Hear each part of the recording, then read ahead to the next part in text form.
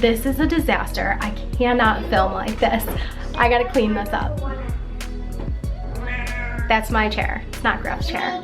He thinks it's his chair. This is like 1,500 in here rack cards that I bring to doctor's offices and pediatricians, chiropractors, and like all the things. So a little bit behind the scenes here while I'm getting ready to film, but just gonna keep these tucked away while I'm not in delivery mode. I've been told to fluff the pillow. Consider it fluffed. Have I shown you guys my custom coaster? It's the most precious, most adorable thing ever. So we'll just place my water right on it. Were you guys around when I made this custom stamp? Whenever I do, I like to make a lot of book donations, and so I have a little stamp that says, this book was lovingly donated by Slumber and Bloom. That's me. Okay, I think we're ready to talk about this. I got my blanket in my lap, my drink, my fluffed pillow. All right, so in today's video, we are going to talk about how to tell the difference between if your baby is undertired or overtired. This is a very fine line, but there are very clear distinctions. Now, before I even jump into the comparison between being undertired or overtired, I want you to know that you might see the same signs presented in different ways. And I'm going to break it down for you, so don't worry, but I just want to let you know ahead of time that you're going to see some of the same trends just presented differently. So let's jump in. All right, so your undertired baby is going to be happy and calm. They're going to be able to stay focused on a task, whereas your overtired baby is going to be kind of grumpy and pretty clingy. They're not going to be interested in anything except just being held. Now, the next sign we're going to talk about is one that can apply to both categories. So an undertired baby can have trouble falling asleep, and an overtired baby can have trouble falling asleep. The problem lies in how they are acting while trying to fall asleep. So your undertired baby may be laying in the crib and happy, calm, playful like they were outside of the crib during your eat, play, sleep routine time, during that playtime where they're happy and content and playful. They're probably still acting like that in the crib, and it may take them a while to fall asleep. It's completely normal for it to take a baby up to 20 minutes to fall asleep. However, if it's taking longer than that, if it's taking upwards of 30 to 45 minutes to fall asleep, then you want them out of the crib for another like 20 minutes before you put them down so that they can exert more energy and fall asleep faster. So that would be a sign of an undertired baby having trouble falling asleep. Now, an overtired baby having trouble falling asleep is going to be more cranky and needy than your undertired baby. And I mean, that just kind of goes like the same way with their playtime, that they are probably a little bit more cranky and clingy during playtime as well. They're going to be like this when you place them in the crib because they're already overtired. They are too tired to be able to use any self-soothing skills to put themselves to sleep, or maybe they don't have those skills in the first place and you end up having to help them fall asleep, thus creating a cycle of a sleep prop association, like rocking to sleep. Your undertired baby is going to be more active and alert and engaged at play. They are going to be able to make that eye contact and really be able to focus on whatever they're doing. As an example, you may see a baby who is happy, calm, playful while doing one of those like shape sorter game things where they have to like put the shape in the shape. You know what I'm talking about? You know what I'm talking about. But your overtired baby is actually going to be quite the opposite. Again, you're going to see this trend of the opposite behaviors here while trying to do the same task. So your overtired baby they're going to be yawning. They're going to be looking away from stimulation. They are not going to be interested, and they are not going to be able to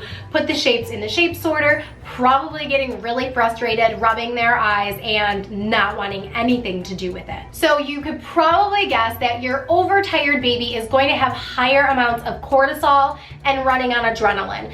This is going to look like when parents say, my kid is bouncing off the walls, or it just seems like they've caught a second wind. It's because they have, because their body is telling them it's not sleep time, it's time to stay awake, but we're so tired. So what do? Let's produce some adrenaline, which is also produced by cortisol, and it's just going to make for an extra overtired baby. Now, if you're wondering about how and when and where to put your baby down for sleep, then you need to grab my free baby sleep guide. It is 5 steps to helping improve your baby sleep without sleep training. So this is going to cover everything from the sleep environment to routines, schedules, everything in between, and the link is in the description box down below. There is so much more than just those 3 things, because there are 5 things in this guide that will help your baby get better sleep without sleep training. So contrary to what a lot of people say, and actually what a lot of sleep consultants say, is that if your baby is not sleep trained, that they will not sleep well, but that is not necessarily true.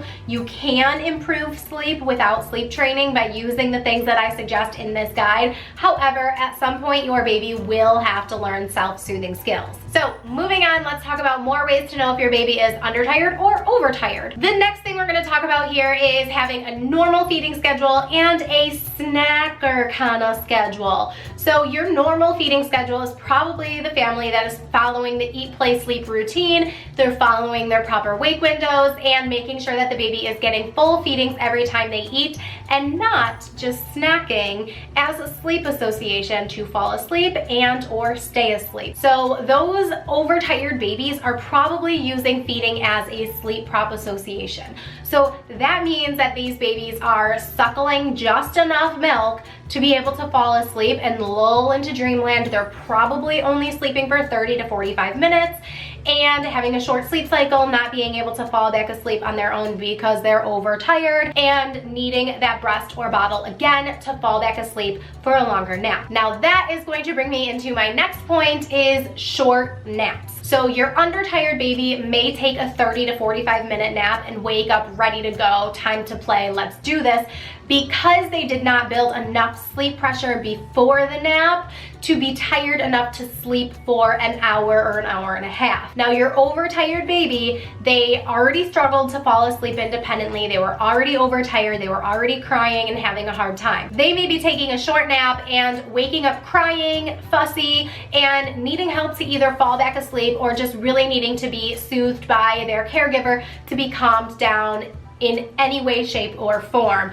A lot of the time, this will result in having another feeding so that they can drift back off to sleep to get another sleep cycle in. And this is still fragmented sleep. So even if they do fall back asleep, they're still probably in an overtired cycle because their sleep is so broken up all the time. Now with the undertired baby, it's still a problem because they're still not getting enough sleep. They just need a little bit more time in between their wake window before going down for nap because they just have not built enough sleep pressure yet. Now, like I said, the undertired baby will wake happy and the overtired baby will wake crying and upset. They will still seem tired. So as you can see in both examples, undertired or overtired, neither baby is getting enough sleep. It's very important to make sure that you will check out the wake window chart that is in the guide in the description box down below that we already talked about earlier in this video, but check out the wake window guide because that will not only break it down by age,